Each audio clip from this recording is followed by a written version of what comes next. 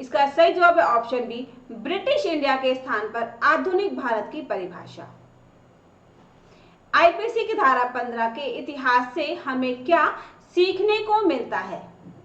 इसका सही जवाब है ऑप्शन बी, ब्रिटिश शासन के प्रभाव और कानून में होने वाले बदलाव। आईपीसी की धारा 15 का अध्ययन किसके लिए उपयोगी है? इसका सही जवाब है ऑप्शन सी, भारतीय कानूनी इतिहास और विकास को समझने के लिए। इस वीडियो में किन मुख्य बिंदुओं को उजागर किया गया है?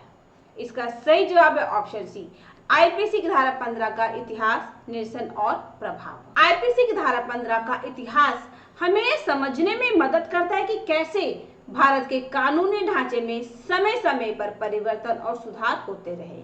यह धारा जो कभी ब्रिटिश इंडिया की परिभाषा से संबंधित थी, अब निरस्त हो चुकी है, लेकिन इसका अध्ययन हमें भारत के कानूनी इतिहास और विकास को समझने में सहायता करता है। यह विषय न सिर्फ हमारी कानूनी इतिहास को समझने में मदद करता है, बल्कि हमें यह भी बताता है कि समय के साथ कानून में परिवर्तन होते रहे हैं। तो यह वीडियो अगर आपको पसंद आए, इसकी जानकारी अच्छी लगे तो इसे लाइक करें, शेयर करें, चैनल को सब्सक्राइब करना ना भूलें। बेल आइकन दबाएं ताकि हमारी अगली वीडियो की जानकारी आपको मिल सके। ये हमारा QR कोड है, इसको स्कैन करके आप अपने ज्ञान अभियान चैनल को सपोर्ट कर सकते हैं। तो मिलते हैं एक नई वीडियो में एक नई जानकारी